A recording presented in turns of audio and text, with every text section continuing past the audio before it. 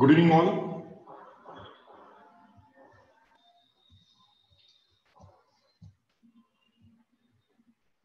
Welcome Anand Paranspe sir, our speaker, Atul Vibhavte,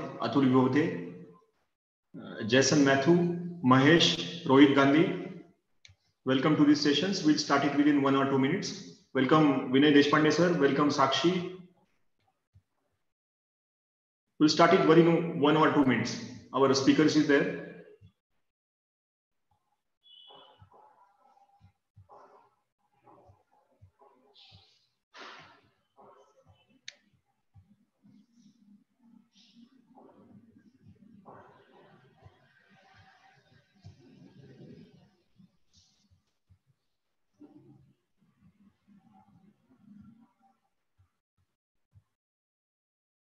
Again, welcome all. This is our fourth sessions. Today's speaker is Mr. Anand Paranspe. Before going to start, we'll take a recap of last sessions. And we'll discuss the points.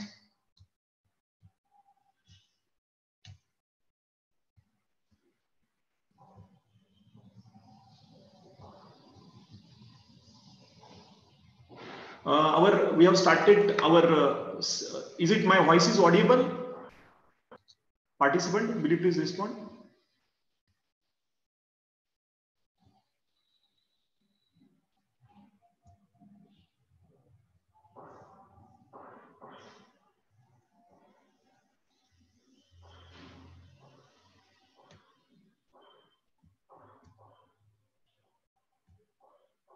Okay, yes. Atul ji says yes. Mahesh ji says yes. Okay, we'll start it.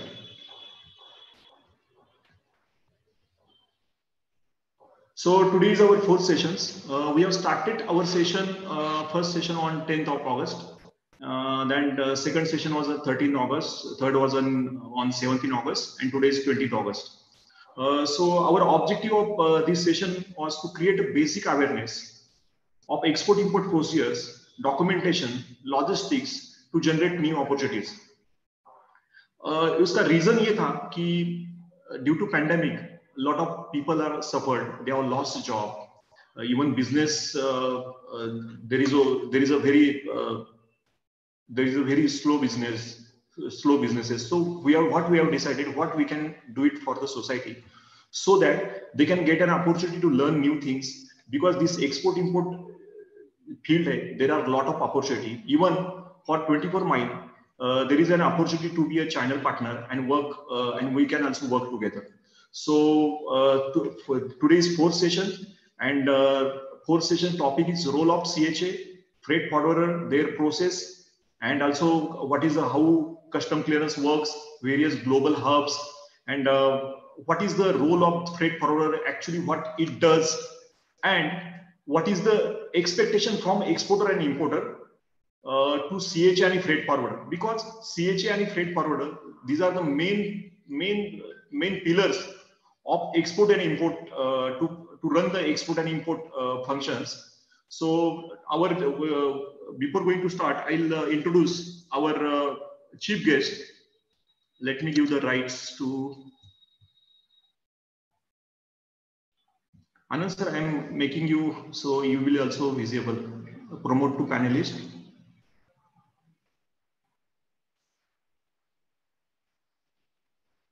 You can also open your video. I have promoted you panelist.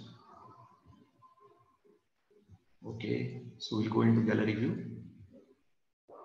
Okay, sir. So I'll introduce Anand Paranspe sir. He's here. He's the owner of Exim Management Services. He's having offices in Mumbai, Ahmedabad, Nashik, and Pune. Welcome, sir.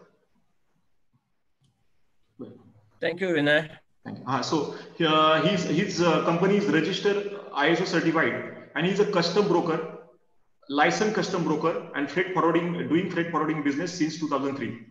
He is graduated from BMCC Pune University. He has done MBA in international trade from Hochschule Bremen, Germany. He has also completed 6 Sigma training, Kaizen, cost-effective logistic and quality processes. He's having 5 years of industrial experience, work in engineering company and engineering department. He is a sitting courier clearance in Pune, ICD, with concept of same day clearance of UPS Jet Air. He has founded Exim Management Services in 2003. He is a committee member of Pune Custom House Agent Association, also founder member of Exim Integrated Club. He is also member of Deccan 11 Football Club and co-founder of Daksha 11 Football Club. He is a moderator and speaker of various webinar and knowledge sections. So my request to Anand sir, you also tell about your Exim Integrated Club, because that activity you are doing pan-India level. And I would like to tell all participants, we are very fortunate because Anand Paranspe sir, he is working on only with the shipping line custom house agent, and he is into closely working with the government to implement the new systems, new initiatives. So we are very fortunate he is here. So I would like to hand over to Anand sir, and you can start the presentation. Thank you, sir. I'll give the. Thank you very much, Vinayak. I'll make you host. Anand Paranspe. You will be the host now. You can share your screen. You can share the screen. Yeah, I'll be just doing it. Yeah.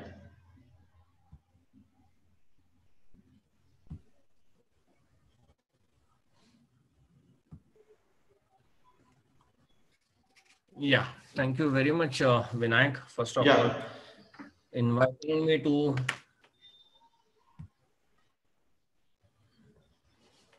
Yeah, Vinayak, I'm audible? Yeah, you are audible. And participant, you can ask the question after session, or meanwhile can participant ask the question? Anand sir? Yeah, they can ask anytime. That is not a problem. If you come any question across related to export, import, logistics, or insurance for that matter, let it be free. If they put the question in question and answer chat box, you please read it out for me, so I will able to reply them. Okay. First of all, Vinayak, thank you very much, and I congratulate you for your efforts. And it is really required to educate industry for export and import. I always saying that from last 10 years, where we are lacking is having a knowledge of export and import. We have good SME industries around Pune and Maharashtra, but we lack to focus on export, and that's the only problem is because of fear of export and import. But as we regularly do other activities, it is one of the same activity. So there is no reason to have in mind. And organization like you come forward and keep training like this in pandemic, and that is the reason I immediately accepted it. Anand sir, the reason is also Sanjay. Anand sir, just a minute. Your voice is breaking. It might be due to weak internet connection. So you can switch off your video. So or you can, if there is any direct line internet connection, because it was breaking. Your voice was breaking. Okay, just hold on.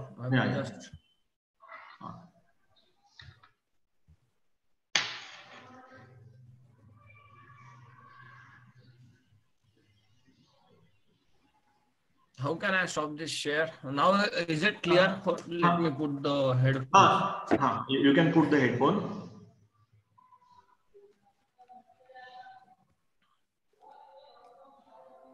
Now, is it clear?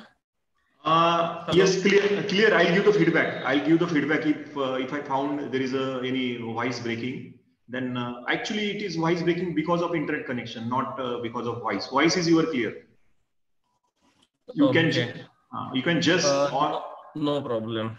We'll take the meanwhile. If there is any problem, then I'll interrupt you. Okay. Carry on, sir. Yeah, sure. Carry on. Yeah. So it's a very good activity, and definitely it's a fortune for me to be a part of this movement. Now, the subject is very clear: role of CHA and freight forwarder, clearance, shipping line processes, and various hubs. But as you request, before going to this, I will give you a small brief about Exim Integrated Club, which is founded in Pune and now it is spread all over India. We have more than 2,000 members. The club is only for logistics service provider and not for exporters and importers. It is basically to expedite the training, government rules, regulations, explain it to our fraternity first, who are serving to exporters and importers. And then second part is collaborative efforts for developing the nation. That is the main motive. In pandemic, we did very good activities. We were feeding 1,400 truck drivers who were stuck in Nhava Sheva because one fine day lockdown has been called and most of the drivers were stuck. So we were taking care of them for almost 2 months.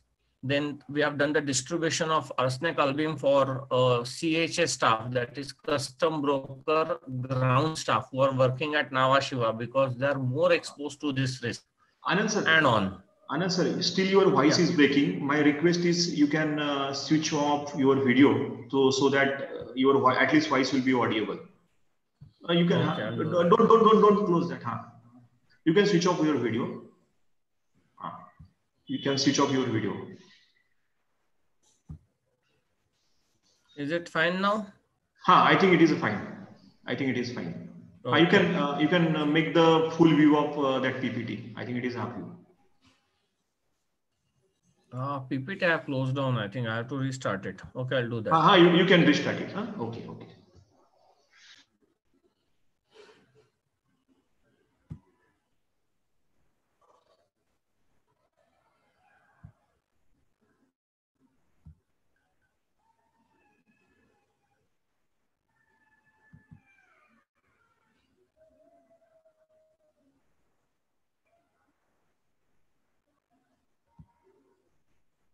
Is it okay now?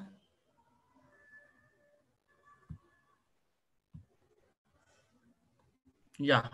Vinayak, is it okay now? Hello? Yeah, it is okay. Yeah. It is okay. So I will be covering this part today. Very good evening. And I will just go direct to the definition of custom broker. First, if you refer the bottom of the thing, you will find various custom broker associations logo and how the name has been changed. It was first Mukadam. In original era, the person who used to cart the cargo, carting means to collect the cargo and to load the cargo. There was no containerized movement at the origin. The cargo was just packed like you can see a normal packing done in Guni, and it used to load on a small barge or small ship. I will not say vessel, a ship. And that time, whoever was doing that work used to call as Mukadam. Then customs come into the act and it has been named as custom clearing agent.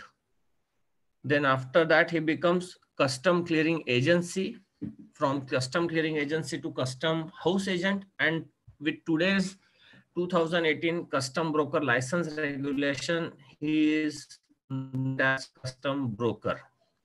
Now, what is custom broker or what is CHA for that?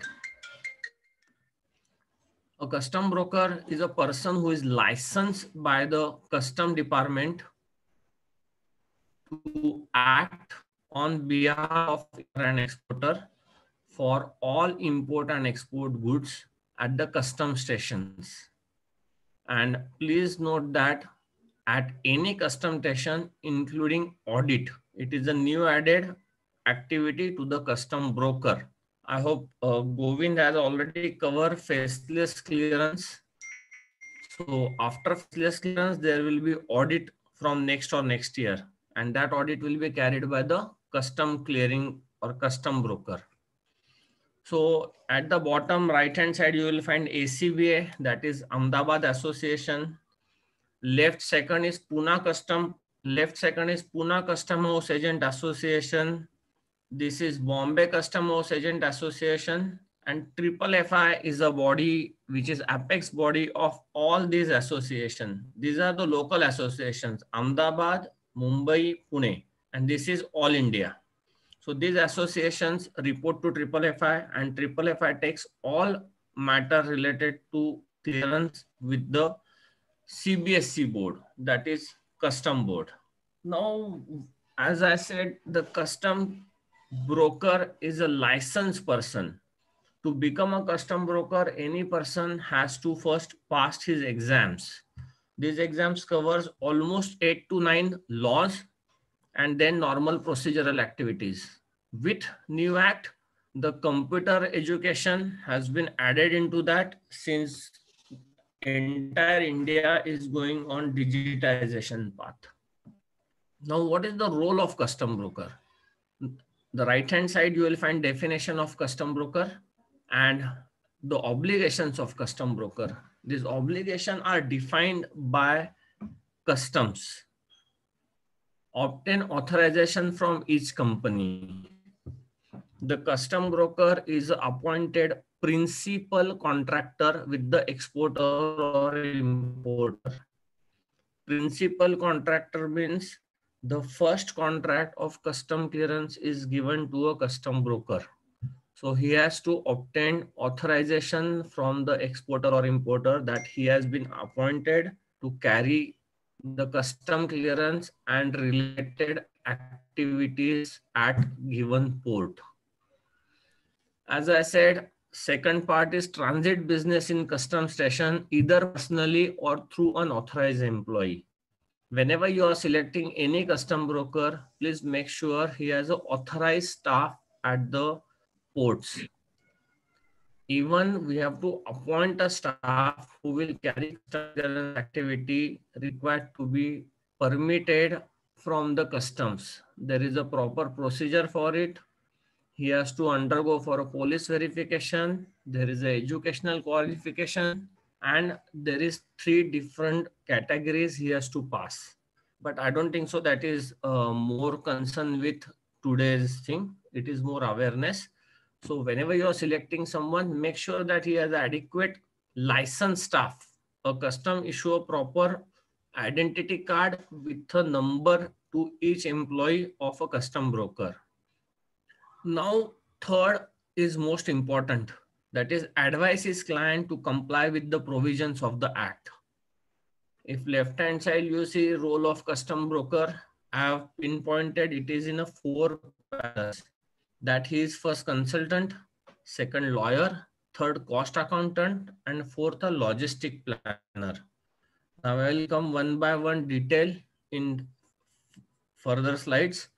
So what advice provision of act? Now, for example, if someone comes to me asking, I am a farmer and I want to export mangoes, he has some relative or some news about Europe is importing a lot of mangoes. So if he comes to a custom broker guide him. You cannot just pick the mangoes, pack it into a box and send the box by air or by sea to overseas. There are compliances. Now, what sort of compliances? If, for example, a mango needs to be certified, it has to be got checked the health department. It has a different certificate. Before sending it, it has to undergo a hot water treatment. The whole reason is they don't want to carry any insecticides inside mango in their countries. So those countries have laid down some regulations for importing such things. And then only after completing this, the export is allowed. So it is a job of a custom broker to explain exporter particular product, what are the requirement. I hope this must have been covered under the export or import webinar, which has taken earlier, but I will just throw a little bit more light on this. Now, for the engineering goods, there is no restriction as such. Most of the engineering goods are freely exportable. A government has given a harmonized code of system that is called as a HS code. And in normal language, we used to call it excise tariff code. The HS code and excise tariff code are almost same. Custom HS code, they refer HS code, and excise refer excise tariff code. But now it is HS code and now it is GSTN now. After introduction of GST, we for HSN codes. So a CHA has to first advise what is the HS code for particular product. And these all lie under comply with the provision of Act. Now, exercise due diligence to ascertain correctness of any information which he imparts to client with reference to any work related to clearing of cargo. This is again a part of custom broker's profile where he need to explain exporter what all compliances he required to complete. We always inform all our exporters whenever you are doing a new business, please update us all the detail, share pro forma so we can update you country wise. Now, what are these exercise and diligence we have to carry? First, the product which he is exporting is allowed in our country to export, and second, it is allowed in that country to import. This both carries the importance. Then we have to keep ourselves update. Now, if you must have come across the COVID situation. In COVID situation, immediately first ban was on the mask export. Government has come out with the notification, any type of mask export was restricted. No one can export the mask. This is the first step government has introduced immediately when the COVID pandemic was there, and it has a very adverse effect in our country. So custom job is not only to collect the revenue, it is to protect the India from all 360-degree. That is smuggling, that is protection of health, that is protection of our old heritage. Now again, I will give you example of due diligence. If someone comes to me saying that he is from the interior part of India and he want to export the statues made of stone, a thing not stop there. We have to make sure statues made of stone, in what area it was made, who made it, who was the sculpture, because there is a great risk that we will lose our valuable ancient statues from India, and those will get export as one which is recently made. So this due diligence is required to be carried by the custom broker. Now the next one is not attempt to influence the conduct of any official of the custom station. I'm quite sure I am not required to explain this because we are overall, due to this digitization and all, this is already controlled. Most of the things are controlled. So this straightway, I will put it in unquote manner that this straightway related to bribery. So a custom broker, when officially becomes custom broker, is not allowed to influence custom staff in any of the manner. The next one is not refuse access to control, remove or destroy the whole or any part of book, paper, order. That is a normal rule that he has to obey decency in a custom area, and he is not allowed to destroy any of the government property and restrictions. Maintain up-to-date record such as bill of entry, shipping bill, transshipment application. Now for exporters and importers, only two things will matter. That is bill of entry and shipping bill. Bill of entry is when you are import something, a document which is filed by custom broker for you is bill of entry. And shipping bill is a document which is filed at the time of export. So it is mandatory on a part of custom broker to maintain these two documents, record this at this place for verification with customs at any given time for next 5 years. With this is only bill of entry and shipping bill, but with that he has to maintain a export invoice, GST invoice or LUT for that matter, If merchant exporter is there, he has to preserve the merchant invoice also. And same vice versa with the bill of entry. He has to store invoice packing list. If it is chemical, it is MSDS sheet and all the data related to that import. Verify correctness of importer exporter. This is one of the activity which has immense importance nowadays. Before entering into a business, if you refer to number one, obtain an authorization from each companies. This is digital world. Anyone can sit nearby my office and pretend that he's sitting in Bangalore and he can give me a document and try to smuggle or try to cheat with Indian government. So we have to verify the address which is mentioned on IC and GSTN.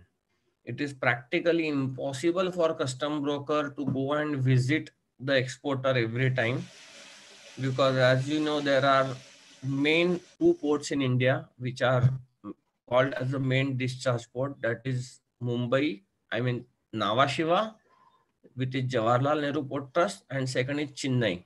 These two are the major ports.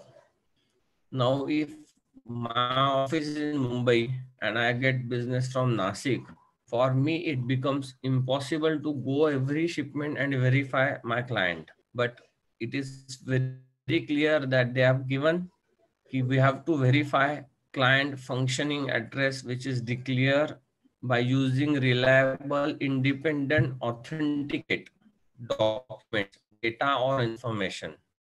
So we do that. We send an email to them. We ask for the latest light bill or phone bill. Many times in my office, it is set in every, if we get a customer, we send him a brief detail of the manner in which he need to handle the shipment with a format of authority letter by RPAD post. So if that get delivered, that means the address is functional, and that authenticate proof is preserved by with the customer IC, GSTN, PAN card, last year return filing. This all mandatory documents we have to take and preserve with us. That is called as a KYC. We all know KYC of bank. They want Aadhaar card and PAN card, but a custom broker has to collect Aadhaar card of director, PAN card, a functioning area light bill, last year's balance sheet, a letter from his bank that he has no adverse record with any bank and he is functioning in a proper manner. This is as per customs guideline. And the last one is cooperate with custom authorities and shall join investigations promptly. This is a normal scenario when custom get any adverse intimation, then they first call custom broker, because we are extended hand of customs and we are there to guide exporters and importers. Since we are extended hand of customs, they first approach a custom broker and then they immediately we have to join them and coordinate exporter or importer with customs to resolve the issue, to give the explanation, or to help custom to understand what are the customer problems, what type of goods are there. If penalties are there, we have to be instrumental to recover that penalty or present exporter or importer in front of custom staff. These all are obligations which is laid down by the customs in custom broking license regulation 2018. Every 3 years they add and change regulation, and according to that we have to update ourselves. Now like I explained the custom broker, if any questions are there, or I should continue with the freight forwarder. Sir आप continue कीजिए, क्योंकि question रहेगा तो I have mention there कि they can put it in chat box. Okay, thank you. You can continue. So now custom broker is one part who carries the activity with change of scenario, change of businesses. Today, all custom brokers like me are doing freight forwarding. They all are active into freight forwarding, but freight forwarder has a different role to play, and the freight forwarder definition as per the books is like this. A freight forwarder, again there are two three names to a freight forwarder, that is freight forwarder, forwarder, or forwarding agent.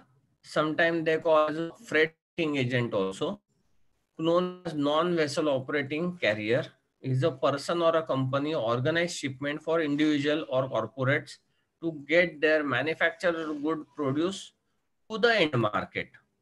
This definition very clearly says that he is a transport booking contractor.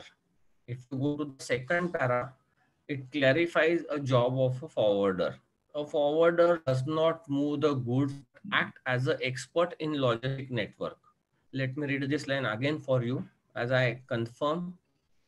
They are just booking agents. A forwarder does not move the goods but act as an expert in logistic network. Now, how these forwarders come to a play? A forwarder can be a single window contact. For exporter, he organizes transport, he organizes custom clearance with his nominated custom clearance, or sometimes he himself has the custom clearing license. Then next level, he has a contract with various shipping lines.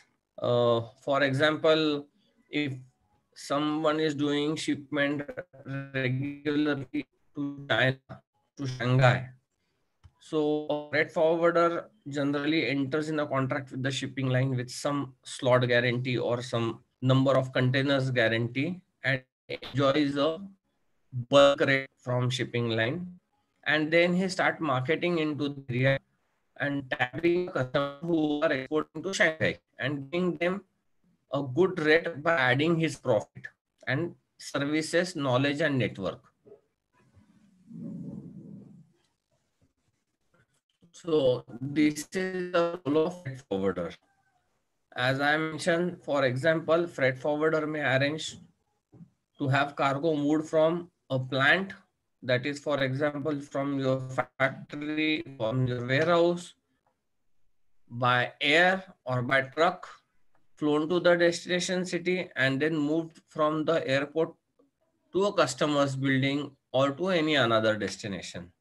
Means freight forwarders are mainly having the global network to move shipment from one door to another door.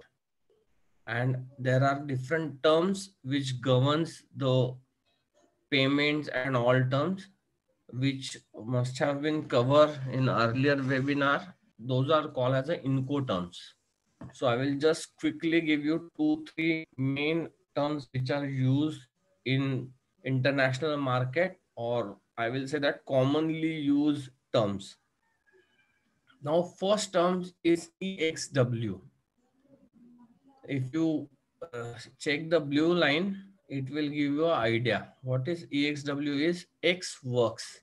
If I am importing something from Shanghai, I ask my supplier to give me X works rate. The exact meaning of X works rate means he will manufacture the good, he will pack the good, keep it at his factory or warehouse, and he will just load the goods when my vehicle will come for pickup. He will not arrange a vehicle for me. The vehicle will be arranged by me from sitting in India with my forwarder. He will put a vehicle at my supplier's doorstep. So supplier's entire risk is up to loading into the vehicle. The moment goods are loaded into the vehicle, the risk and the ownership and the title get transferred immediately to the importer. Vice versa, if you have export contract on ex-works basis, your job is to just provide export import invoice and documents required for custom clearance.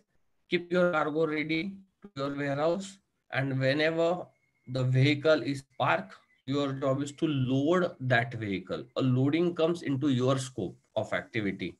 Putting vehicle in your factory is not your job. It is a job of your buyer or buyer's nominated forwarder. This Xworks is a very common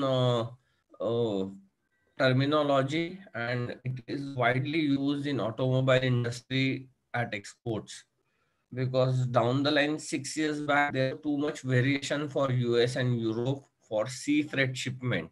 And when automotive industry work on very thin margin, because it is mainly a manufacturing hub, so their contracts are most of the time manufacturing cost plus labor cost plus marginal profit. So any fluctuation of sea freight, they cannot digest it or they cannot accommodate in their costing. So slowly they move to the Ex Works. We will keep our goods ready. Whatever fluctuation, you take care of it. Now there are many other terms, but I will go to FOB directly.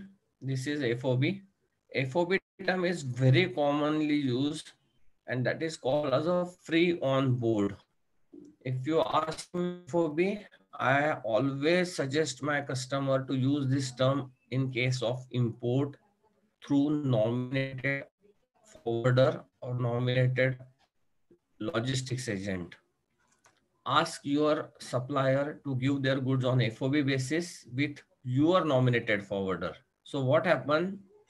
Your supplier has always expertise of covering the inland transportation, custom clearance of the goods, and handing it over to the shipping line or the forwarder. So ultimately, he is the best judge for his product. His custom broker is well knowledgeable for custom clearing that.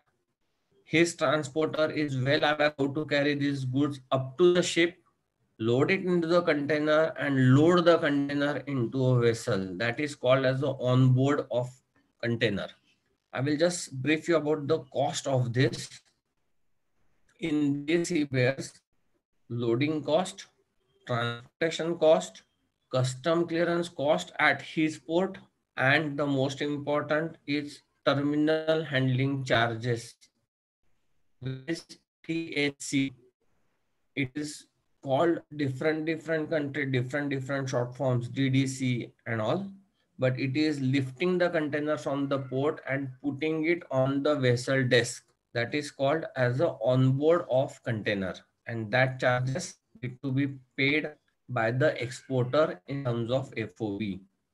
So this is a very good term. If you are importing it, always ask in your quotation in breakup, give me CIF price showing FOB and freight and insurance separately.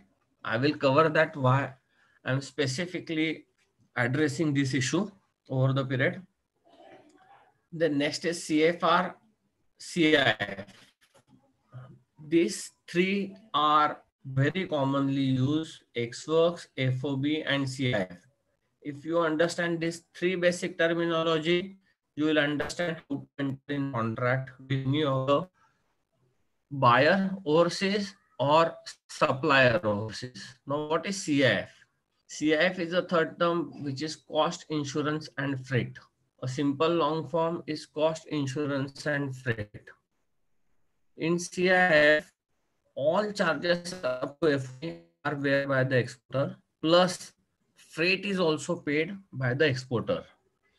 This term is very useful when there is a huge import.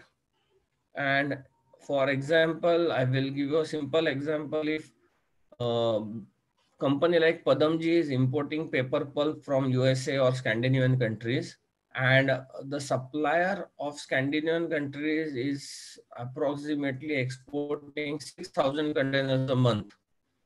So he enters in a contract with the shipping line to enjoy the best freight, and main reason is availability of containers at his doorstep. So he get the best freight rate. In that case, there is no point negotiating freight separately for 200 containers a month with the shipping line. When your supplier can negotiate for 6,000 containers, he is obviously going to give you the best freight. So in such cases, it is always advisable to have a agreement on CIF basis, that is cost, insurance, and freight.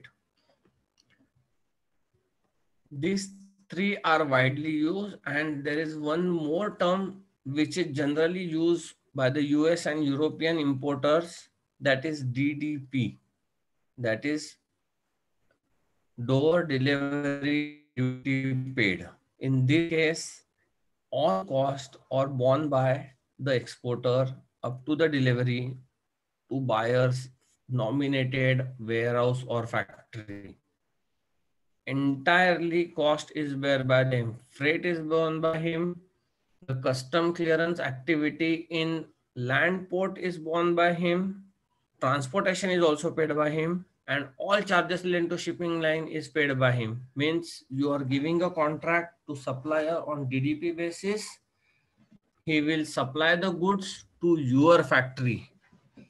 The simplest example is you are booking something on Amazon and asking a door delivery, and you pay one charge, your goods delivered to your doorstep.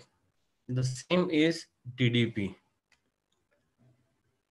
So try to understand the simple difference and legalities in this. Ex-works,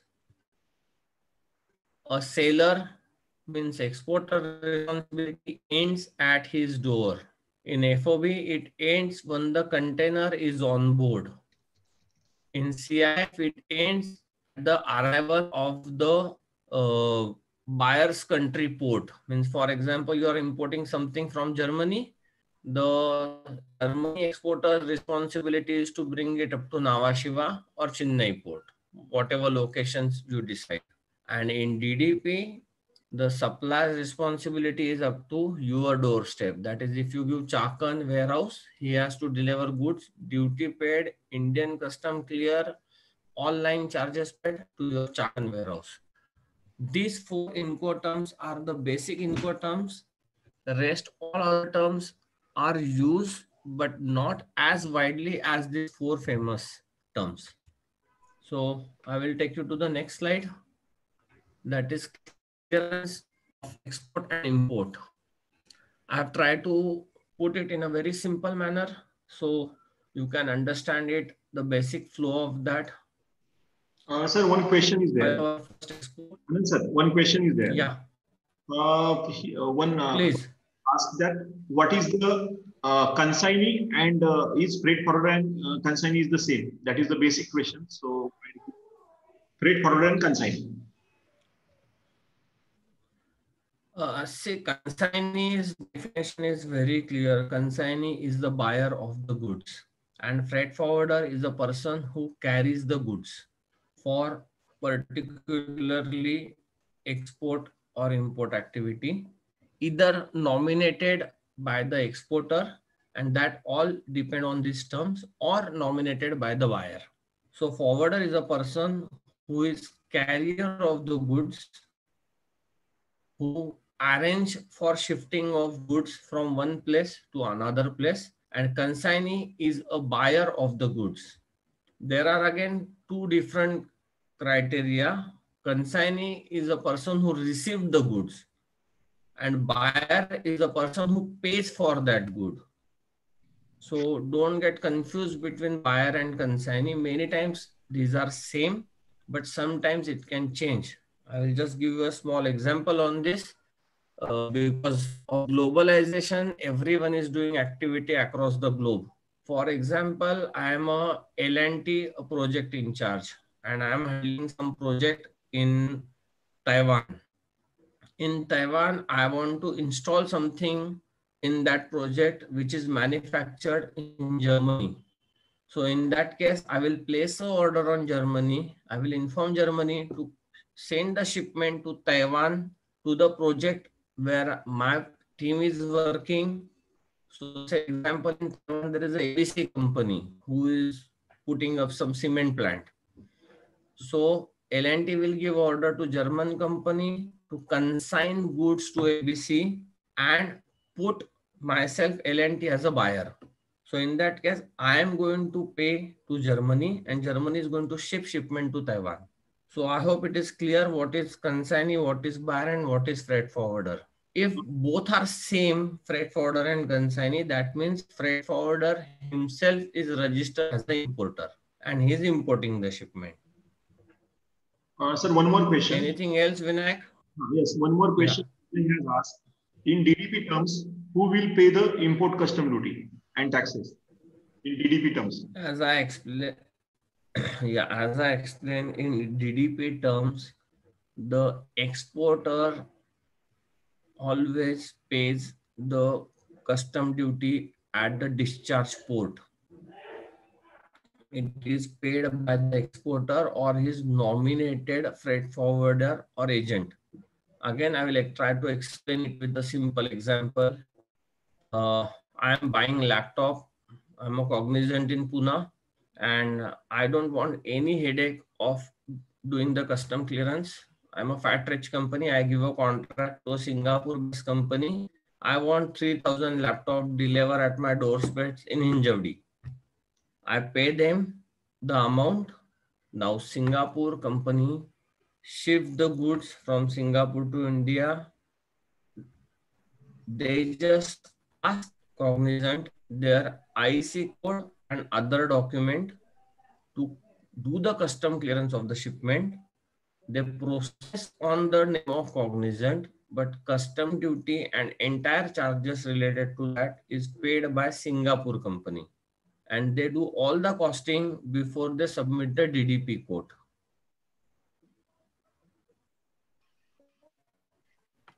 Okay, you answered as I explained, as DDP I explained, all charges up to my doorstep is paid by the exporter. And that is the reason I've given you example of Amazon. I paid $200 to Amazon to deliver a face mask to my door. So I don't have to worry about courier. I don't have to worry about anything. It is their job to deliver mask at my doorstep. The same way DDP works. Whatever taxation is there, it is paid by exporter. Yeah, Vinayak. Yes, it is clear. Sir, carry on, sir. Yeah. Now I will come to the clearance of export and import. I will first cover export because export is not that complicated, and these both are covered by earlier webinars also. I will just straightway take you to the dispatch from plant. That is the first activity. I will just throw a little light on that. Dispatch from plant.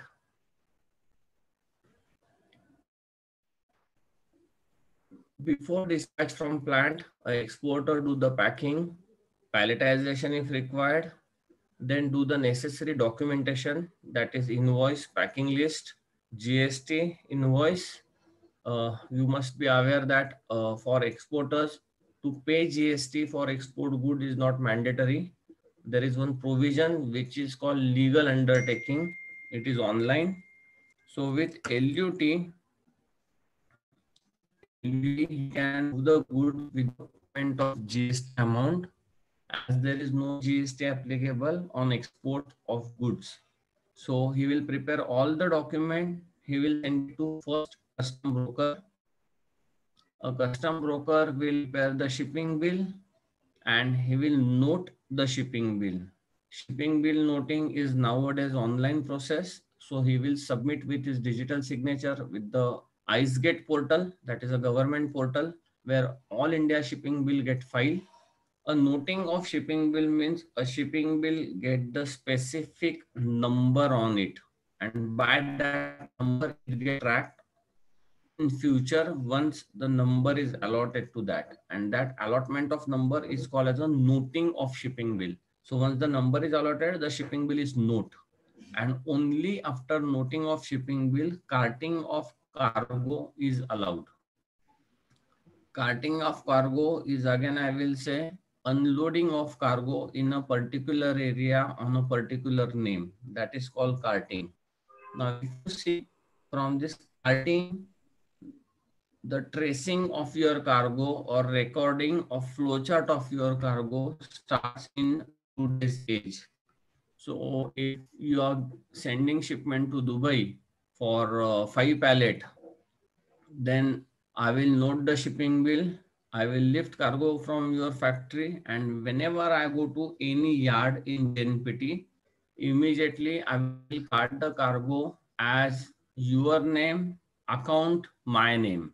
So cargo has come from you to me, and it is in custody of that yard.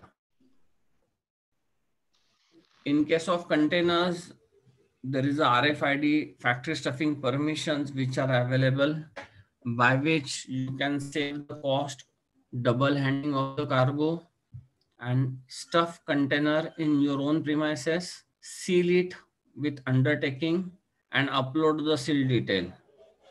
So that is called as container movement.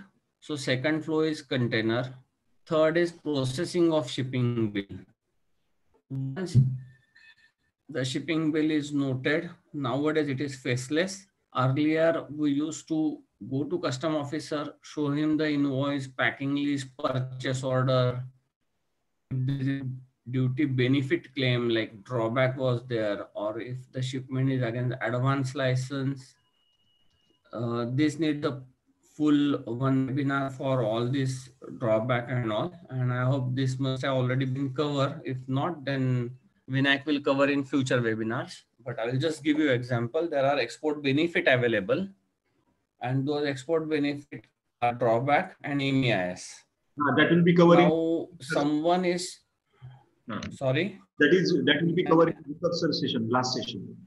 Free trade agreement. Okay. You can just mention it. Okay, very good. Yeah. So drawback is benefit given. So processing of shipping bill, if custom officer is going through it. Now I'll give you an example why this processing of shipping bill has an importance.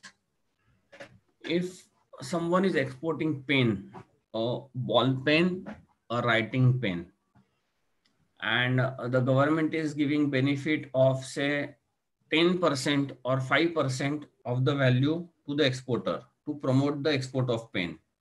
Now, what is the cost of pen? A pen manufacturing cost can start from say 70 paisa and it can go up to 100 or 200 rupees. And when I say pens, it's very common term. So when I go to the officer or when officer get the document of pen, he asks n number of questions, whether exporter is manufacturer, yes, okay. Then he is under a control of nowadays GST, earlier excise. So he is under control and observation of GST. But if he is a merchant, then he will ask me his purchase invoice. Now, if he has purchased pen for 70 paisa as a container load and trying to export it as a 20 rupees with the government benefit of say 10%, that is 2 rupees, then he is getting more benefit than his purchasing price. And that is where the processing of shipping bills come to the picture. Then in that case, in due diligence, we have to inform exporter, you cannot claim benefit, and 70 paisa market value can be 10 or 15% more, and you can export and take benefit only on that amount. Rest, you will not able to take any benefit. Vice versa, when it comes to the project export. For example, I've given you a common example of a writing pen or ball pen. Now let's go to the project exports. Both are exports, but the treatment while processing the shipping bill can differ. Now take example of again L&T. L&T is putting a cement plant somewhere in Dubai, and they have purchased some cooling towers from Paramfour at say at 1,000 rupees, just for example, and they are exporting it at 3,000 rupees, and they are claiming benefit again. Now again question comes here. If he has purchased 4,000 rupees and is selling for 3,000 rupees, but these cooling towers are specifically designed and manufactured for L&T to be installed on that project. So the cost of drawing, designing, the installation and guarantee, warranty and replacement get covered into the export cost. That is not get covered into the manufacturing cost.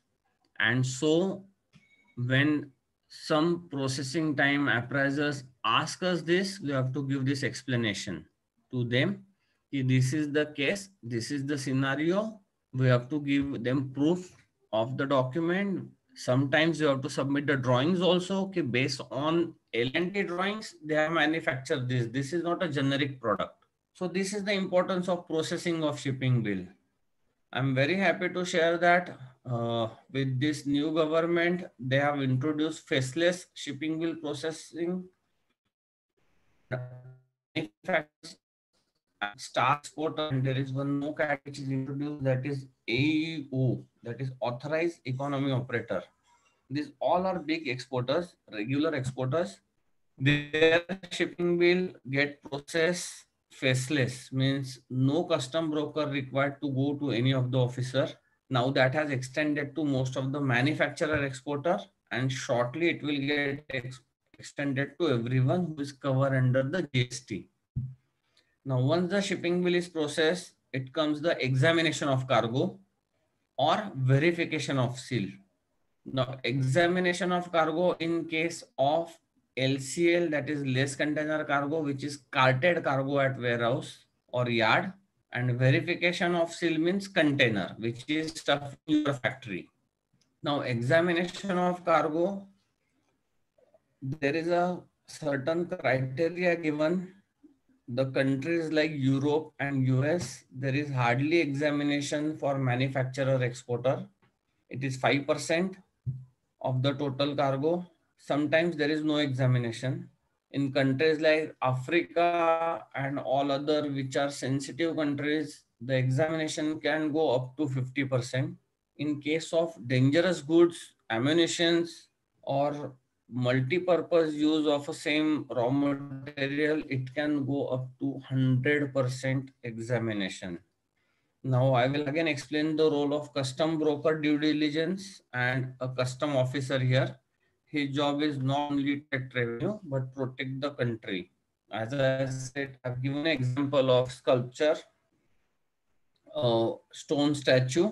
Now if I file a shipping bill for stone statue for export, while processing, they will check from where it has manufactured, when it was purchased, a taste of that particular stone, and the processing officer is called as an appraiser, or in ICDs it is superintendent. They will write examination instructions to this particular cargo, and according to that instructions, in a shade examiner has to examine the cargo and submit a report. Now, in case of statue, he has to check it whether it is old or not. It seems to be new. What sort of statue it is? It has to be a normal statue. And then only when he pass that, it can be proceed. He writes the examination report, and once the examination report is passed by him, there is a last process called as out of charge. Now, as I said, RFID seal for the container in your factory, there is no examination, because when customs is giving RFID seal permission, they have verified safety in your factory. They have verified you are a manufacturer, you are manufacturing particular type of goods under pricing and all details. And so whatever goods get stuffed in your factory or loaded in your factory in container with RFID seal, the only verification of seal take place after processing of shipping bill. Only verification of seal means a custom officer will come with RFID seal. They have the RFID reading gun. They will just read by gun whether the seal is intact or not. If seal is intact and the number appears on a gun, that means there is no cheating, or there is no seal and replace the cargo, or no mischief has been carried, and he will just pass the remark seal match, and container will straight go for out of charge. That is called as a late export order, means you have been permitted to carry the goods and load it on a ship. Now vice versa import, but before going to import, if anyone has any queries related to export, we will address it here only. So Vinayak, any anybody is having query, please put it in chat box because it is very deep. And Anand sir is himself is a custom broker and freight forwarder. So he's giving knowledge in details. So one question is there. What is the difference between shipping date, late export date, and what is LEO? Sir, Sorry?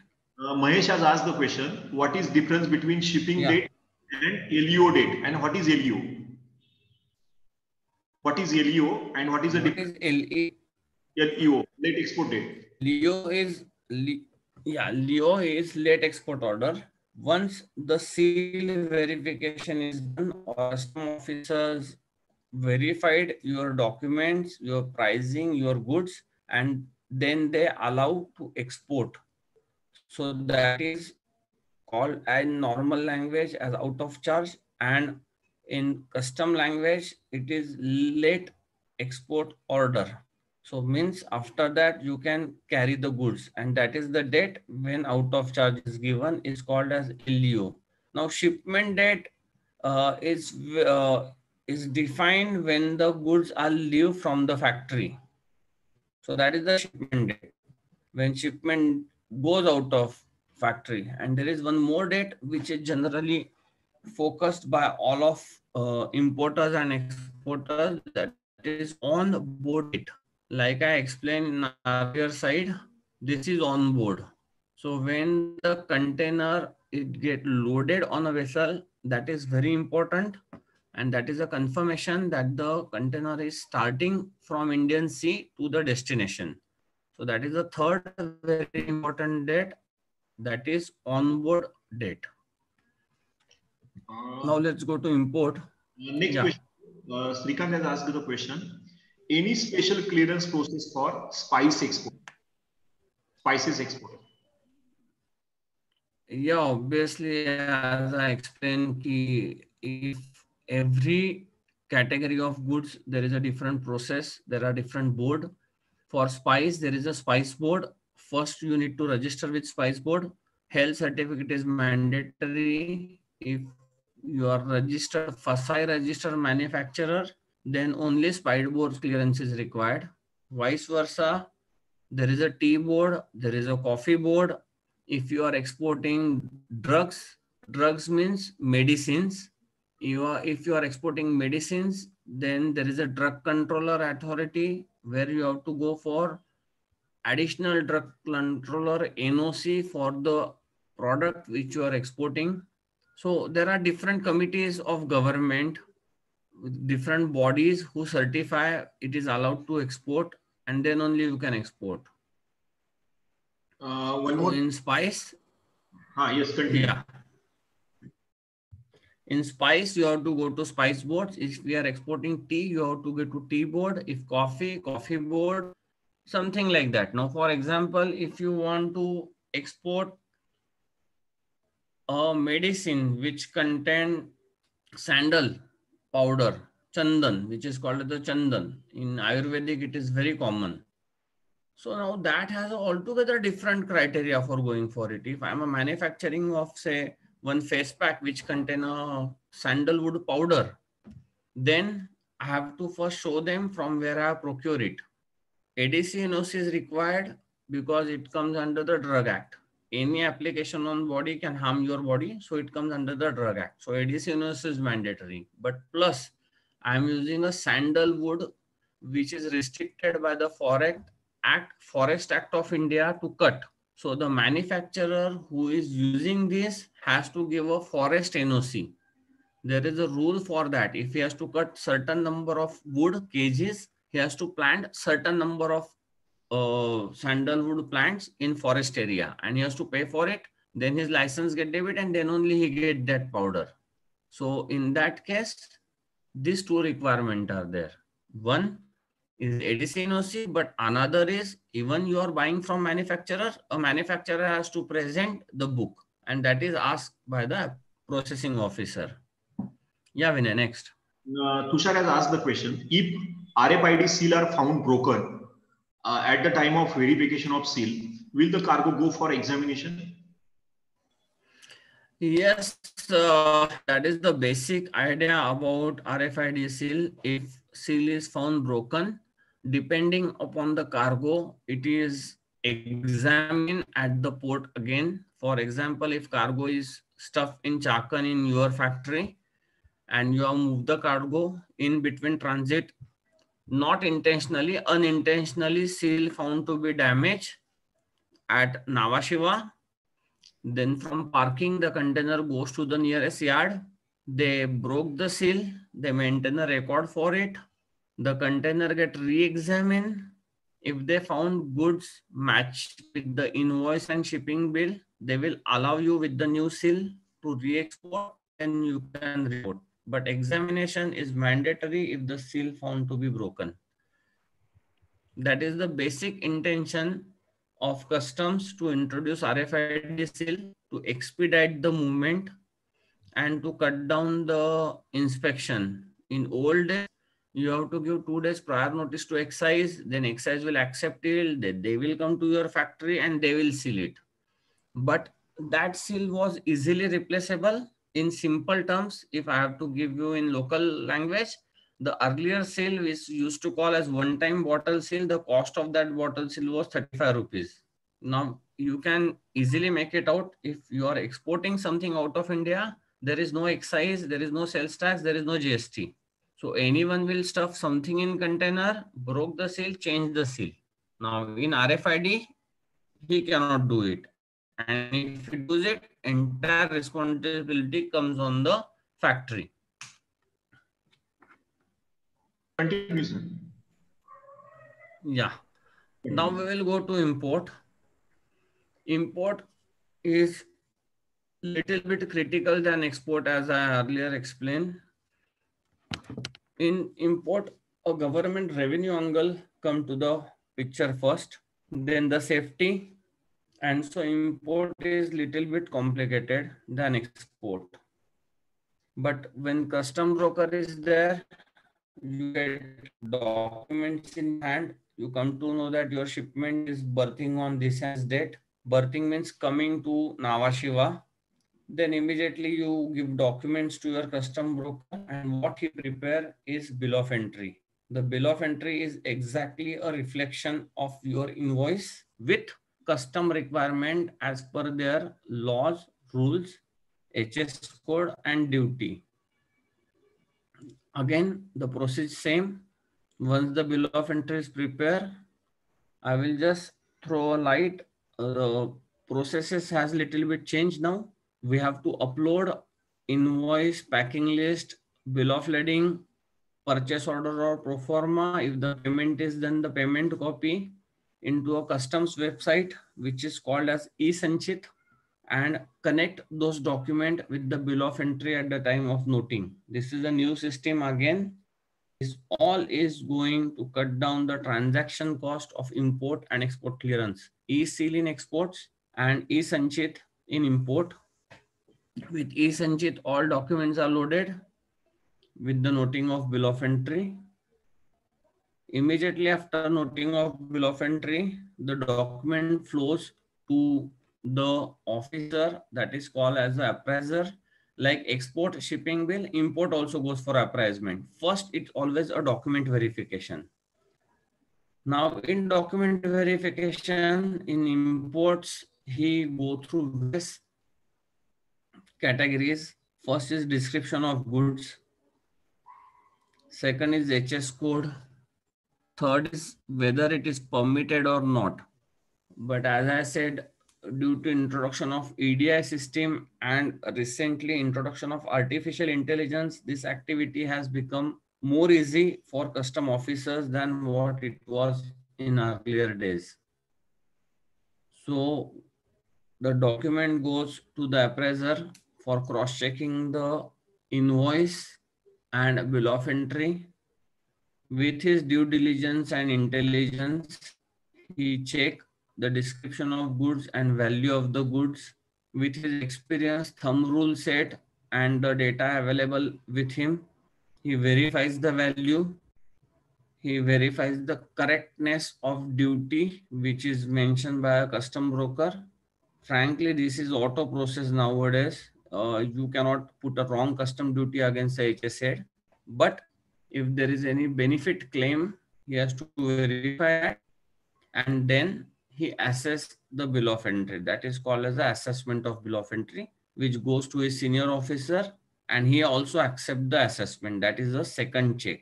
And once he accept that assessment, the bill of entry comes for payment of duty.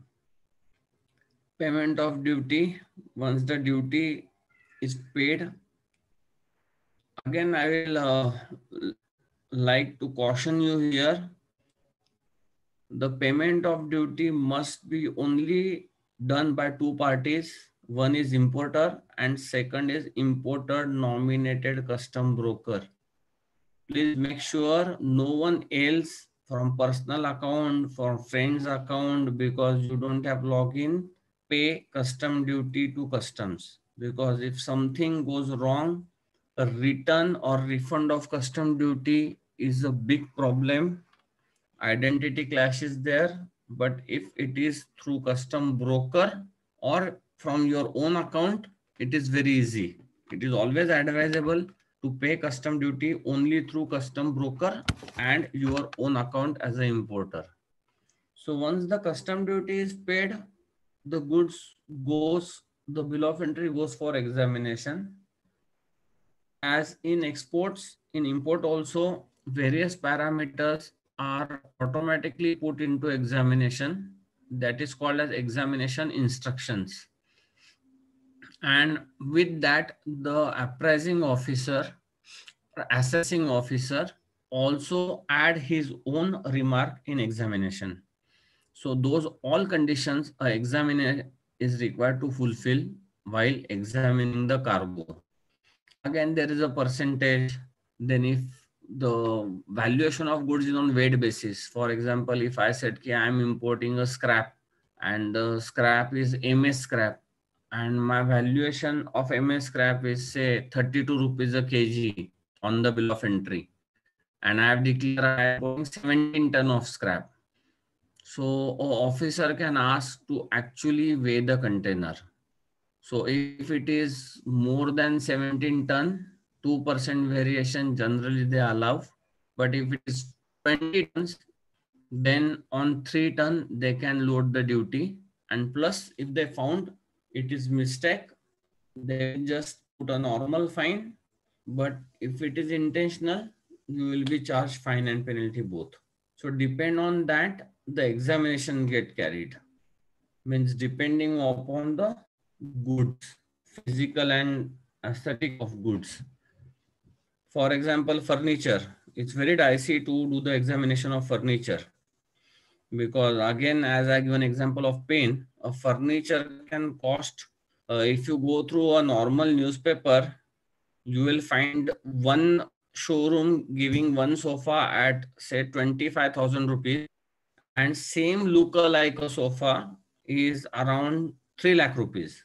So furniture is one of the things where examination is carried thoroughly for valuation purpose. But again, due to artificial intelligence put into the system, most of the things are become easy. Now, once the examination is done, officer enters his report. If he found everything correct, matching with the invoice packing list, he will file the correct report and it is go for out of charge, and your cargo custom cleared and it goes out for a delivery. I have specifically and purposely added delivery here because few things are changed. When out of charge is done, while giving the delivery, a custom broker has to call party and ask for e-way bill. That is mandatory nowadays. Without e-way bill, we will not able to move goods from port to customer door. So we update them transport detail, and once we get the e-way bill, we can give the delivery to doorstep. So this is one new addition. Earlier that binding was not there. We used to load the cargo and dispatch it in fraction of second from the port. But nowadays, because e-way bill is there, we have to update all the detail to importer. He will generate e-way bill and then only we can dispatch the goods. Any questions on import, Vinayak? There is no question on import. I think subject is sort of bit difficult, so there is no question. There is a one question, but we'll take it. That single question. We'll take it end of the session. How government? No problem. Hello, no problem, Vinayak. So I will just cover the shipping line and NVOCC. As cover in a forwarder's definition, we have already covered NVOCC, but I will give few more details about NVOCC here. A shipping line is a line businesses that transport the cargo abroad on a ship. A shipping line is actually line who carries the cargo, load cargo on their vessel, containers, and they actually move the cargo from our coastal area to the destination port. This work is of shipping line. There are very few main shipping lines. I will definitely with pride take name of Shipping Corporation of India, which is the only Indian company into the shipping line sector. That is 70% carries oil cargo, which is listed third in my category. They carry oil, they import oil for India, and then they have container business also, but restricted to very few ports.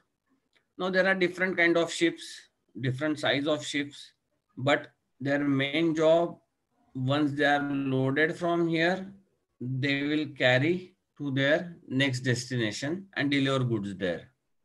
Then it can be a container. It is break bulk cargo. Break bulk cargo is something special cargo, and it has a odd size. It cannot be fit into a container. If you see a windmill and windmill blade, it seems to be very small when we are looking it because it is on height.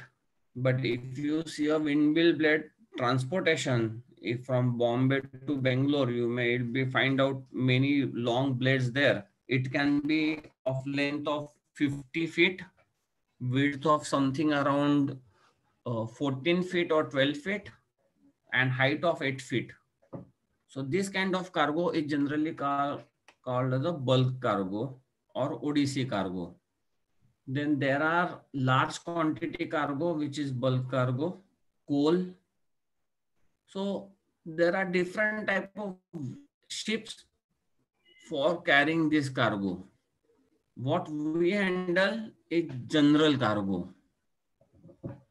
Average shipments are of general cargo. That is, your cargo get containerized and you move the containerized cargo. Again, break bulk cargo is a cargo which cannot be fit into a container, or carrying break bulk become cost effective. The best example is steel coils. If huge quantity of steel coils need to be shipped, they shipped it on break bulk basis. Then oil, as I said, this oil is generally between government to government, or government is the main buyer. So oil ships are there. SA is one of the major leader for oil import in India. Then there is a passenger cargo. This has over the period not doing very well, but this has been turned to another name as a cruise ship that you can name as a passenger cargo. They transport people from one place to another place. But as I said, these are restricted to very near destination, like New Zealand to Australia. There are regular passenger ships. The journey is around 2.5 hours. But if you say from India, there are no passenger ships which is going to another country. And the last is special cargo. So this type of shipping is done with the different type of ship.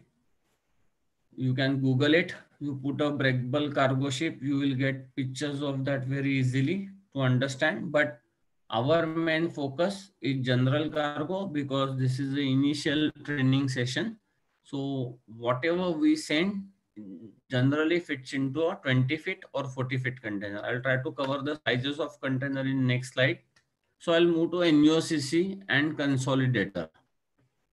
NUOCC is already covered. They don't have their vessel. Vessel means ships. They don't have their vessel. They are a common carrier. They issue bill of lading, and few times they have their own container. When they book the slot rate, that is a space on a ship to put the container, that is called as a NVOCC. An NVOCC signs a contract with shipping line to guarantee shipment of certain number, as I said, buying in bulk and selling in retail in a simple language. But what they do is they issue a bill of lading where they give a guarantee to shipper. Bill of lading is nothing but a BILT. If you are doing domestic transportation with no payment guarantee, they call it a BILT. A BILT get moves, and when you pay BILT, you get the goods to another city. Same like that, bill of lading is issued in a case of sea exports or imports. When you present that bill of lading to the destination port, you are entitled to collect the cargo. So this NVOCC issue the bill of lading. Issuing bill of lading is accepting the risk of value of that goods. So that is the insurance part, which we will discuss in next slide.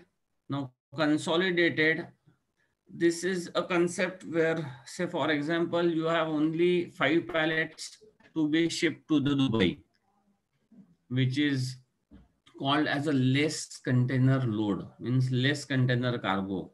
A 20-feet cargo by thumb rule carries somewhere around 25 to 28 CBM cargo, and weight wise it can carry 18 ton, and a 40-feet container carries anything between 50 to 60 CBM cargo with weight of say 20-25 ton.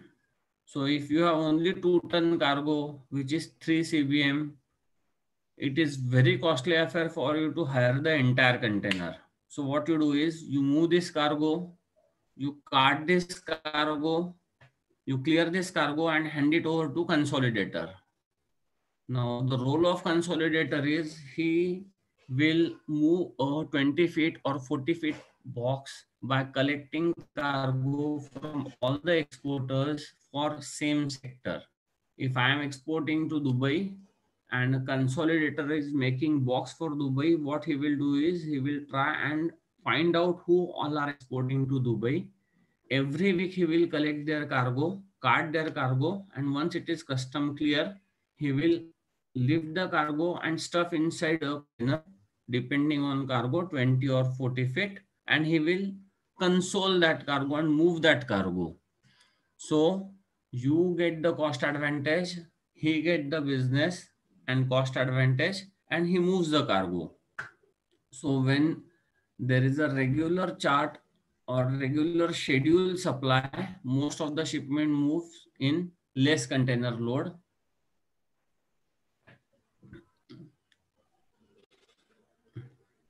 These consolidators have their own space in yard, and as I mentioned, carting copy after noting of shipping bill. Now here comes the reference. Once you cart the cargo, I will cart cargo in the name of that consolidator. So first is exporter name, second is my name because I will be carting that cargo, and third will be that consolidator's name, who will stuff into that container and give it to the shipping line. This is how the flow goes. I don't think so, Vinayak, there is any questions on this because this is just a general knowledge about shipping line and NUOCC. So I will quickly run to the next slide. Okay, sir. Yeah, this is very important for all of you as beginners in export. That is shipment planning, packing, and export. Parameters for decision making in planning. Time of shipment, transit time. This is very important in international trade where you have to create goodwill for your company.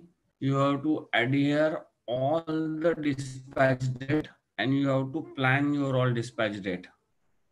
I will give two scenario again because we have already discussed on those scenario. One is LCL, that is less container export, and second is FCL, that is full container load export. I will be giving this example to understand how you have to plan your shipment.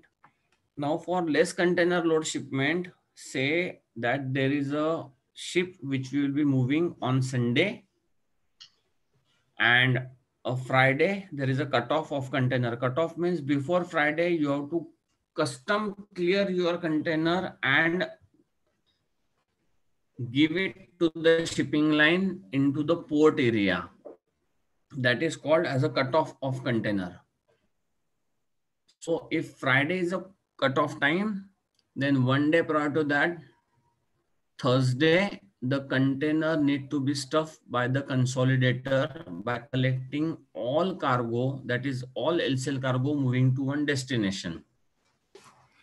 So if Thursday it has to be stuffed, we have to give cargo custom clear on Wednesday or Thursday early morning. For safer side, we have to custom clear cargo and give it on Wednesday only. So LCL cargo need to be cart in Bombay on Wednesday, custom clear handover. So Tuesday it has to move from Pune, from your premises. So this all comes into the calculation of planning of shipment. And vice versa, if I'll give you example of FCL, again cutoff is same, Friday, you bring container to Pune, on Wednesday stuff it, Thursday it is clear, Friday it is get in, because it is under RFID seal. So transit time is one of the thing you have to calculate the entire time for shipment. Now I will come to the transit time. Transit time is time required by a vessel to go from one port to another port. For example, from here to Dubai, a thumb rule is 3 days. Here to Colombo, 3 days. Here to Bangladesh, 7 to 11 days. In that way, the transit time is defined by all the shipping lines. But while booking the shipment, you have to every time ask the transit time with your custom broker or forwarder, what will be the transit time and how the ship will move. Because there are some shipments which move as a transshipment and direct shipment. I will just explain the current scenario. Now, Shanghai to India, earlier transit time was much more faster, 17 to 18 days. But post this pandemic, all Shanghai shipments due to less container are going to Colombo, and Colombo they are routed to India. So this routine from Colombo to India is called as a transshipment. And in that, obviously transit time is going to increase because the container will sometime get offload at Colombo, reload to the next vessel which is coming to India. And if that vessel missed by earlier vessel, then next 7 days. So whenever you are doing any planning for export, please make focus on two things. What is the last stuffing date of container if it is a LCL cargo? And if it is FCL cargo, what is the cutoff of container or cutoff of document? Because your shipping bill must be noted and given to the SI, that is shipping instruction to shipping line. So you always ask what is the cutoff for container. And with experience of Pune, Nasik or neighboring cities, I always push my exporters to stuff a container on gate open date. These are the normal concept of shipping and forwarding industry or custom broker. So if you are planning any container, you initially discuss all these parameters with your broker to avoid the holding charges and other detention charges of trailer or container or shutout charges. Now, what is the gate open date and what is cutoff date? when some vessel is berthing in India, it berth, it unload the earlier containers that will be called as import, and then it takes container from India to carry it forward. So if ship is berthing on Friday, it will unload the container and they have given the time that Sunday it will sail. So if it is sailing from Sunday in Nhava Sheva, general cutoff time is 2 days prior. So Friday night our container has to get in. So shipping line can do the planning of loading of containers and they can carry those containers. So that is the cutoff. Means if your container is custom clear and you try to hand it over on Saturday, shipping line will not accept that container because they don't have time to plan for that container. And so you have to get in all the containers and hand it over to shipping line before Friday. So whenever you are doing any vessel planning, always ask for cutoff. Now I mentioned one more date, that is gate open date. Now what is gate open date?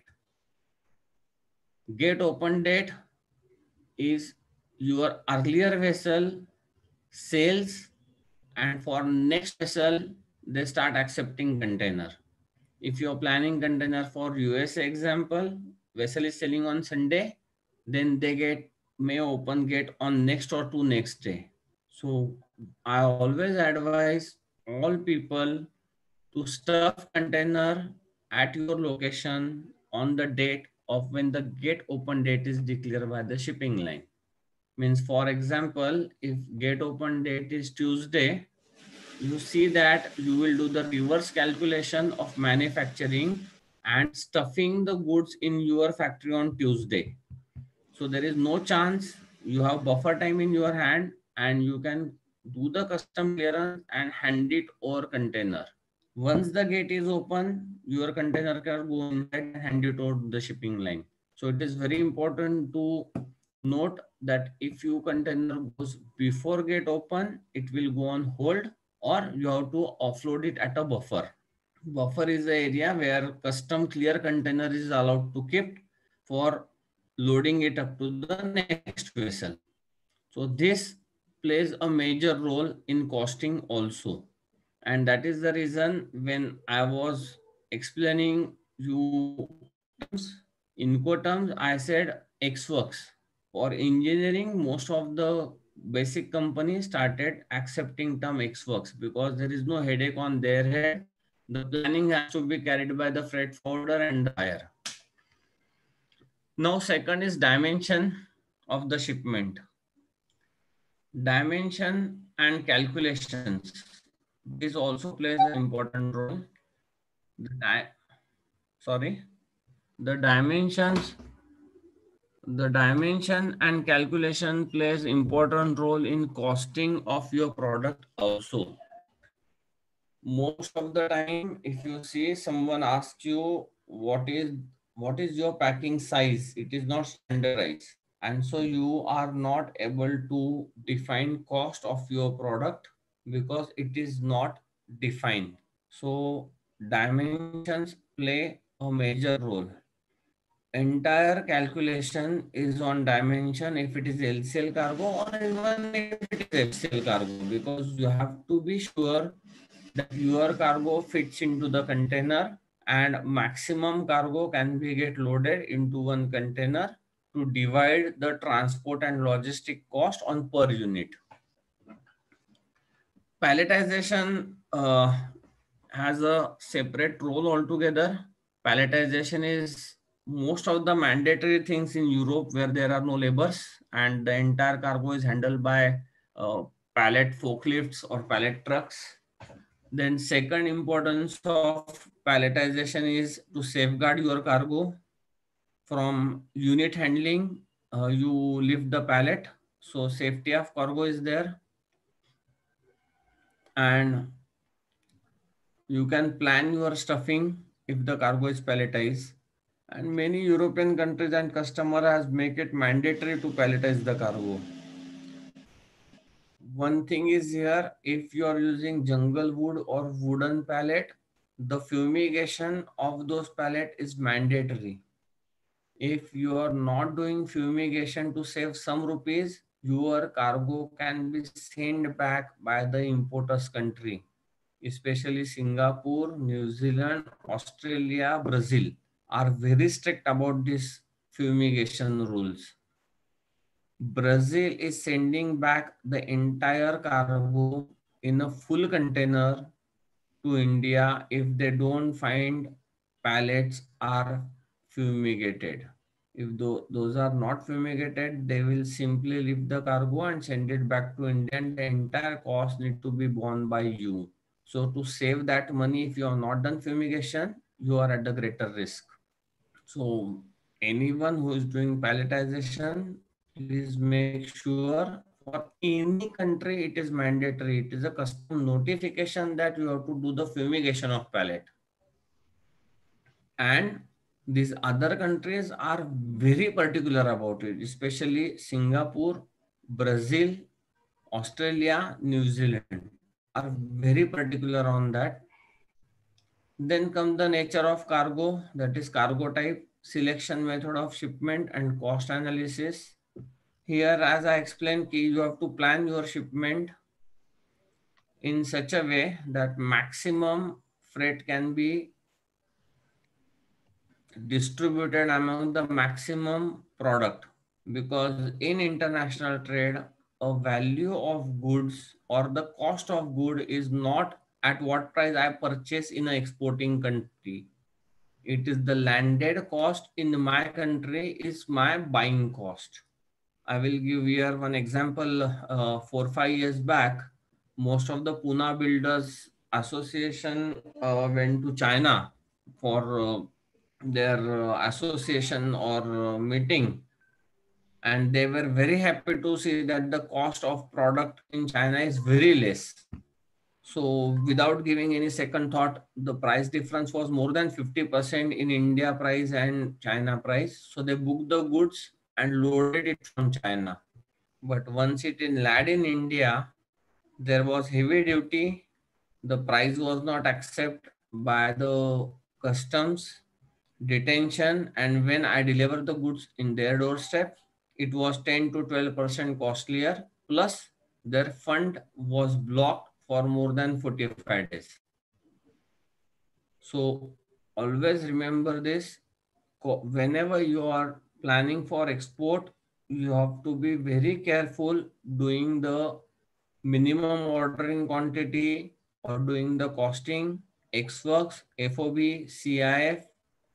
But whatever terms you enter in, your buyer is going to calculate cost of your product at the landed cost at his door.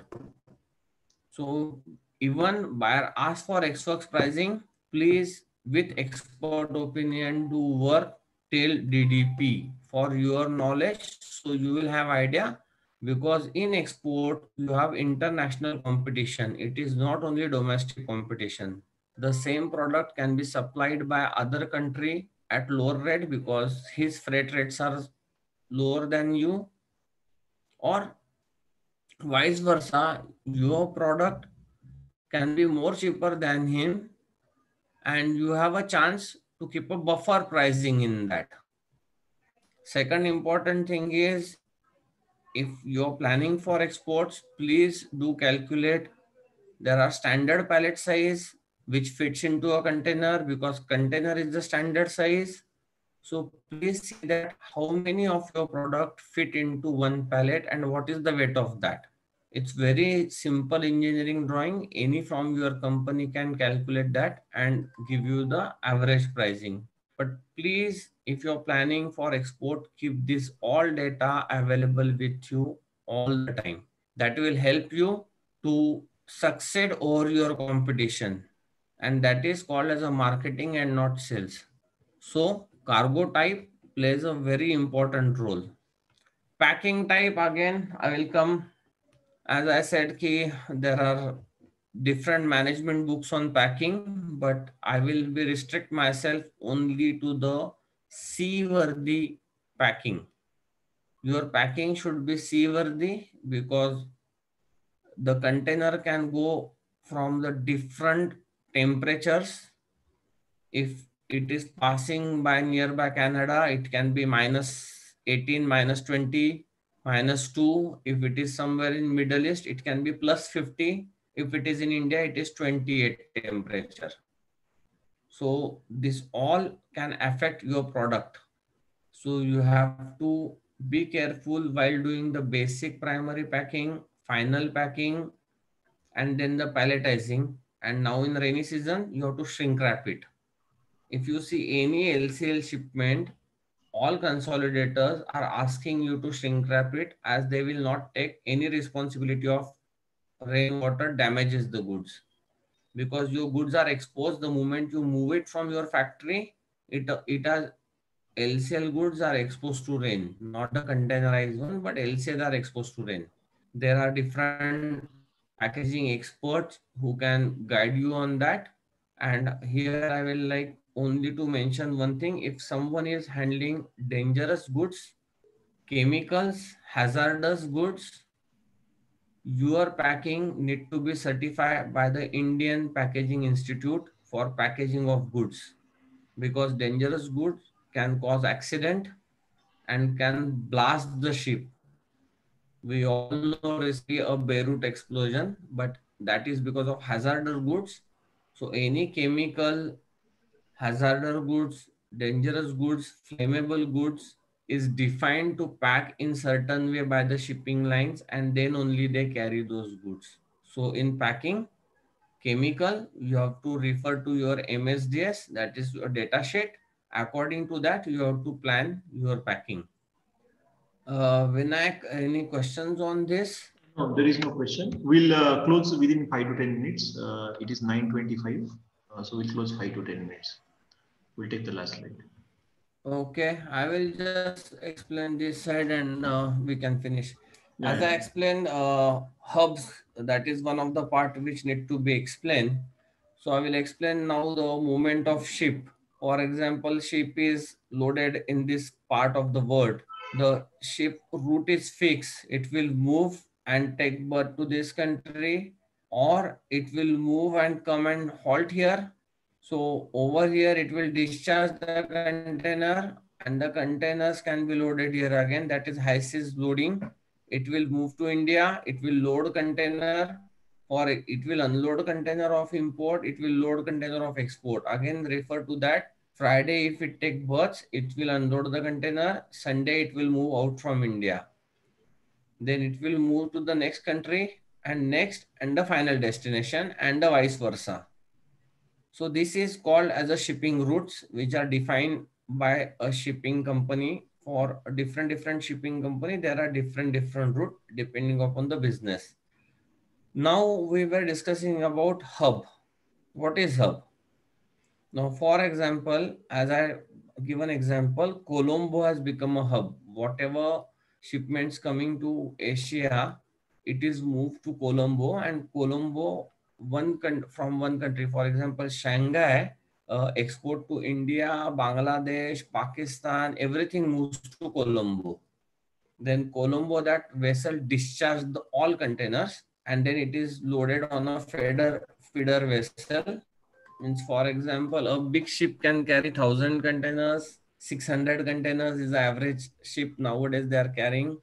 So it will carry somewhere around 1,000 containers to 2,000 containers. It will discharge all at Colombo, and now from Colombo again it will get delivered by feeder vessels or feeder services, that is smaller type of feeder vessels which can carry 300, 200 or 400 containers.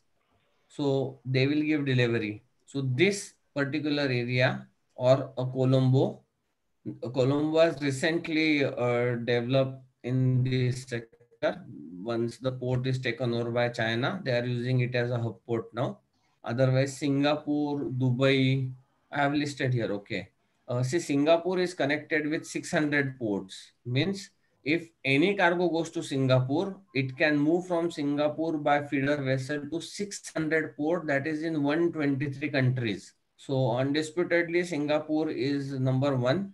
Shanghai and Shenzhen are hubs, but let me clarify, Shanghai and Shenzhen are hub for inland China only. mainly various China. There are more than 39 ports in China along the seaside. So everyone, the more movement is by coastal area. If you see recently, Gadkari has 2 years back announced the coastal area movement for local as well as international transport.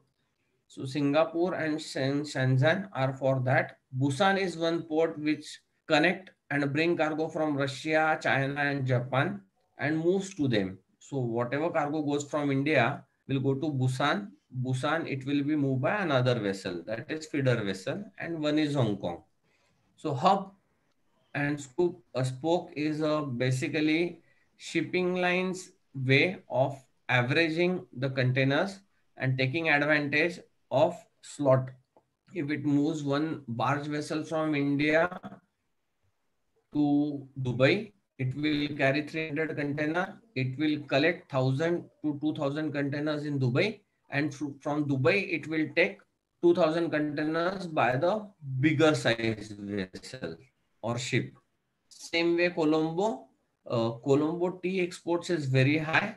So most of the Chennai garments are from Chennai, get feeded by a feeder vessel to Colombo, and from Colombo it moves in a bigger vessel to USA. So for them it is less costly and fast movement. So this is called as a transshipment hubs. These are few terms. Less container load, full container load. I have given some formula of calculating CBM. Then air shipment, same way. I have given you formulas how to calculate weight and volume, how it will get charged. In courier, it is little bit different. So I specifically mentioned about courier also. Here are few. When I have to rush through the. Yeah, you have to rush to that container. Actually, it is very interesting, but there is a time constraint. It is very interesting part. I'm also listening. Yeah. Now this is LCL container load, FCL container load. When it is LCL, generally it is a CBM or metric ton, whichever is higher is charged. Here is the formula for that. It is very easy. If you Google it, you will find it. And same with the air shipment. Formulas are there. According to that, you can find out how movement take place, and you have to plan your cargo and pack your cargo according to this size. Now we'll come to container. These are the different container size. This is 20-feet container. A 20-feet container is generally named with the length of the container, that is 20 feet. Actually, it is 20 feet, and inside stuffing length available is 19.4 feet because almost 0.6 is the door space and the beam space. So generally it is calculated 19.4 feet is the inside stuffing available place for load the cargo. Now there are different norms which is there. This is maximum cargo weight, that is 21 ton is allowed. This is tare weight, means the weight of this container. These containers are very heavy. So this is more than 2 ton. Now this is their capacity. This is their door height. This plays a very important role if you are into project export. Please always note, if your product length is very high, your product length is say long 18 meters, 18 feet or 20 feet, and your product height is 8 feet, you will not able to stuff into 20 feet because once door height is 7.6 and you have to lift the cargo from ground. So you will lift it minimum 2 feet or 1 feet up. So automatically door height plus 2 feet minus 2 feet means 7.4 feet. So your product height should be less than 7.4. So you need to consult expert and share the exact dimension and not the ad hoc dimension. Same with door width, because the goods has to go inside which is 7.10. So small boxes can go inside and utilize 7.10. But if your cargo width is 7.8, 7.10 and you say that inside with is 7.10, so our engineering cargo is 7.10, it will not able to go inside a normal container. This is 40 feet.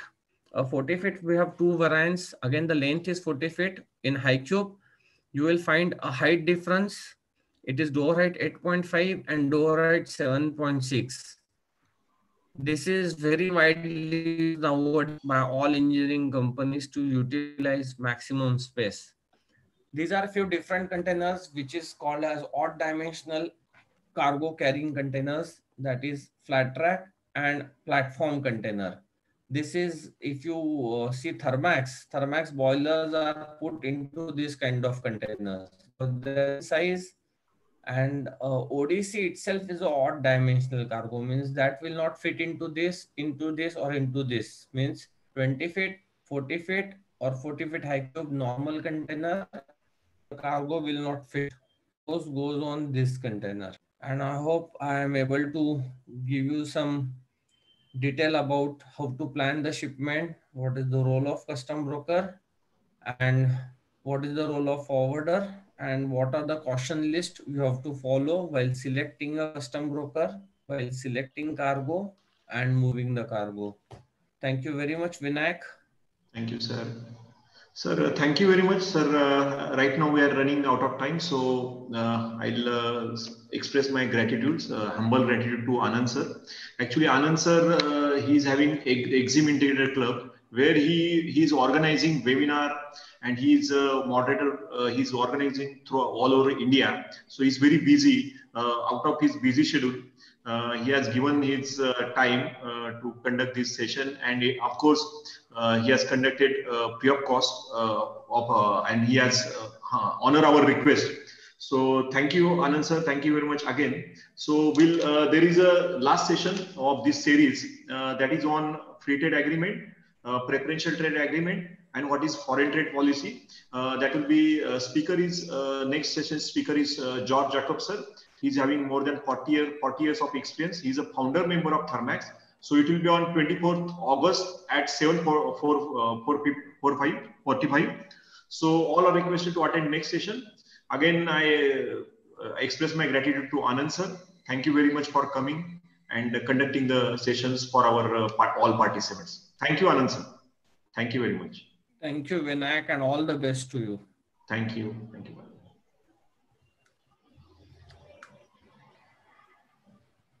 So you can close the meeting. You are a host.